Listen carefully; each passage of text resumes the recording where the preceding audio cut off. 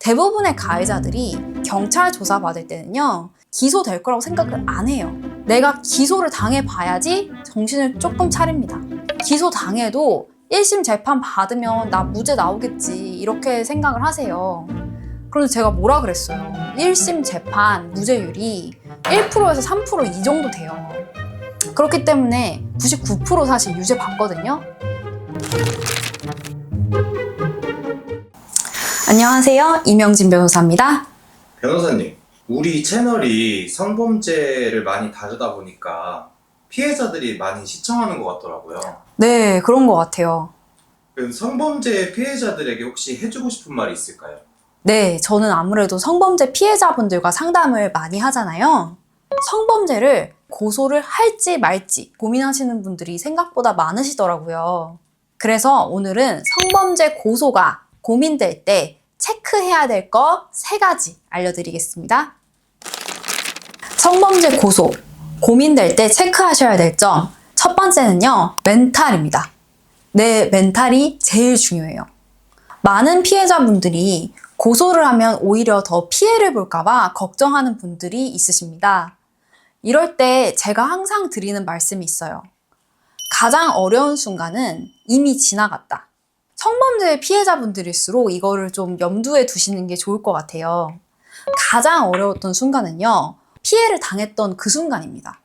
내가 범죄 피해를 당했다는 건요, 국가가 인정할 정도로, 세상이 인정할 정도로 내가 힘든 일을 당했다는 거예요.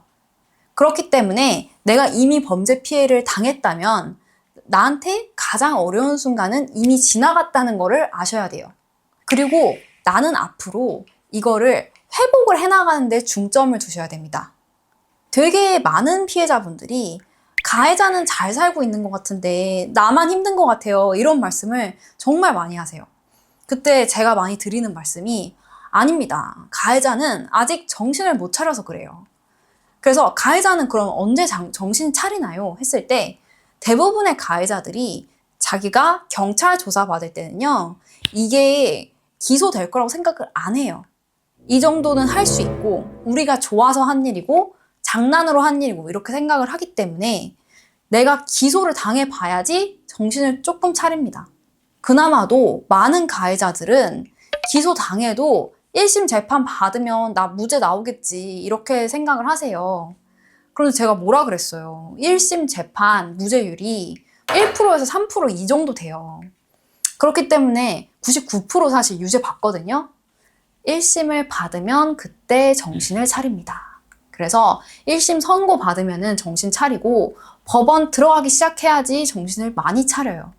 근데 반면에 피해자는 나는 이미 피해를 당했잖아요. 앞으로는 나를 도와줄 사람들밖에 없어요. 만약 고소를 한다고 해도. 회복에 중점을 두시는 게 좋을 것 같아요.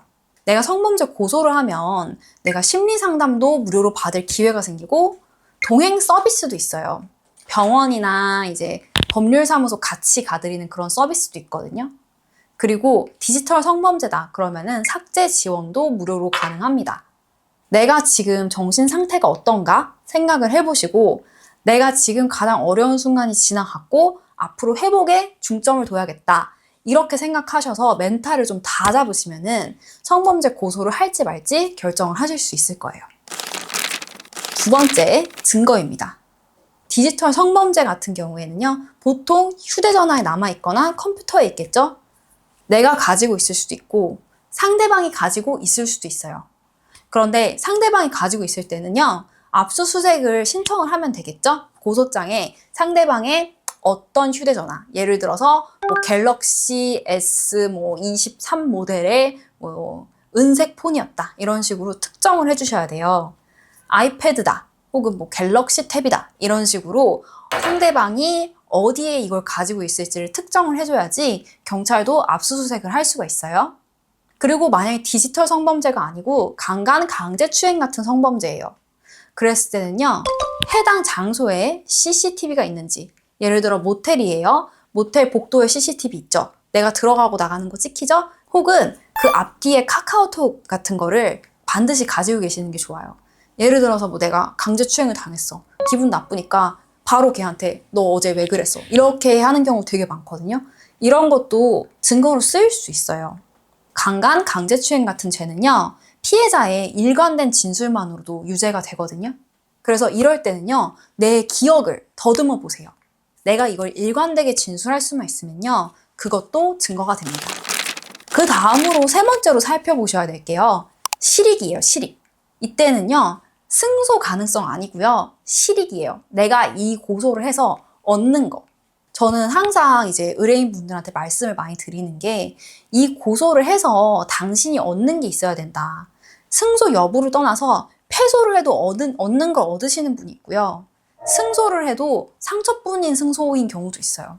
예시를 들어볼게요. 디지털 성범죄예요.